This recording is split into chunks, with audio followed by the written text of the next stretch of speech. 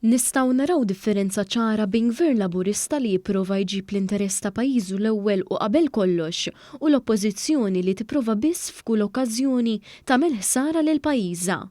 Dan kien il-messaġġ tal-Partit Laburista f'konferenza tal-aħbarijiet immexxija mill-Ewroparlamentari Laburista Alex Agius-Saliba u s-Segretarju Parlamentari għall-Fondi Ewropej Chris Bonnet. L-Ewroparlamentari Alex Agius-Saliba sostna kif din l-aħħar ġimgħa kienet ġimgħa importanti ħafna għal pajjiżna, anke fid-dawl li Malta kienet fiċ-ċentru tal-Unjoni Ewropea e kif ospitat is-Summit tal-Med9. Huwa qal li Malta u l-Unjoni Ewropea għandhom sfidi komuni fosthom l-immigrazzjoni irregolari u tibdil fil-klima u bekk is-Summit tal-Med9 kien opportunità tad-deb biex jiġu diskussi dawn it-temi.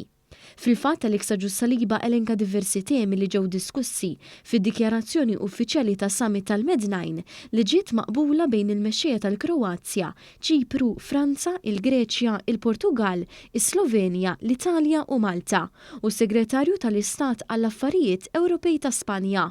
Madankollu Agius-Saliba rimarka li waqt li l-President tal-Kummissjoni Ewropea Ursula von der Leyen kienet fuq l-ajruplan biex tiġi f'pajjiżna, l-Ewroparlamentari David Casa iddeċieda li jibgħat ittra lill-Kummissjoni u jsejjaħ biex jiġi skattat mekkaniżmu li bih lil pajjiżna itelfu minn fondi Ewropej. Bekk is-sokta jgħid li dan jinxet id-differenza bejn iż-żewġ partiti. Fil-waqt li sostna kif il-Gvern Malti laqa b'entużjażmu l-kliem ta' tifħir lill-President tal-Kummissjoni Ewropea qalet favur Malta u tennid b'mod ċar li l-Unjoni Ewropea qiegħda fuq in-naħa ta' Malta, imbagħad issib li l-Partit Nazzjonalista jipprova jitfadel ikraħ fuq affarijiet li l-President tal-Kummissjoni Ewropea qed tħalli impatt pożittiv fuqhom. Rajna lill President tal-Kummissjoni Ewropea li tgħidilna b'mod skjett, b'mod ċar. L-Unjoni Ewropea tinsab fuq in-naħa ta' Malta. Ma jistax ikollok statement aktar b'saħħtu minn hekk. Mbagħad ikollok il-Partit Nazzjonalista illi jinqeda bil-kap tad-delegazzjoni tiegħu fil-Parlament Ewropew il-David Casa illi jipprova jimmina dan kollu.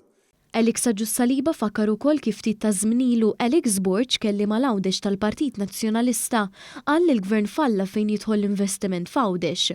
Madankollu l-bieraħ stess il-Prim Ministru Malti Roberta Bela u l-President tal-Kummissjoni Ewropea żaru l-iskola tan-Nadur li qed tiġi rinnovata b'investiment ta' 6.3 miljun euro. Alex Agius-Saliba temm jgħid li l-Gvern se jkompli jiġbed ħabel wieħed, mhux bħall-Oppożizzjoni li baqgħet u tibqa' distruttiva fil-waqt li tipprova tappan lil pajjiżna. Min-naħa tiegħu is-Segretarju Parlamentari għall-Fondi Ewropej Chris Bonnet tkellem dwar l-akbar pakkett ta' fondi Ewropej li qatt irċieva pajjiżna u li bihom pajjiżna għamel avvanz kbir fejn ir-rati ta' Malta huma fost l-akbar fl-Unjoni Ewropea.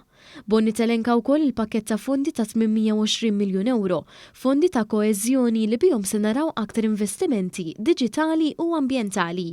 Huwa qal li l-iktar ħaġa importanti hija l-iżvilupp soċjali tan-nies. Nemmnu li dan il-pajjiż se jibqa' jkollu għażla. Jew magħna u timxi l-qudiem bi prosperità ġdida, jew mal-oppożizzjoni biex nerġgħu mmorru lura għall-awsterità li konna rajna sal-2013 u l-istaġnar. L-isfortunatament aħna qegħdin nitkellmu qegħdin narawh f'pajjiżi oħra ġirien tagħna fl-Unjoni Ewropea u illi qed narawhom milli ma tantx jidher illi għandhom a solution in sight. Għalhekk l-għażla qudiemna hija ċara. Bil-kontra da dak li qal il-kellim tal-Partit Nazzjonalista Alex Borg, Bonnet spjega li dan huwa l-ewwel gvern li ddedika l-akbar pakkett ta' fondi lejn il-Gżira Wċija u ma jista' jmisshom ħadd, jiġifieri jridu jiġu investiti kollha f'Għawdex. Bonnet temm jgħid li f'dan il-pajjiż Partit Laburista fil-Gvern jista' jkollok prospetti għall-futur.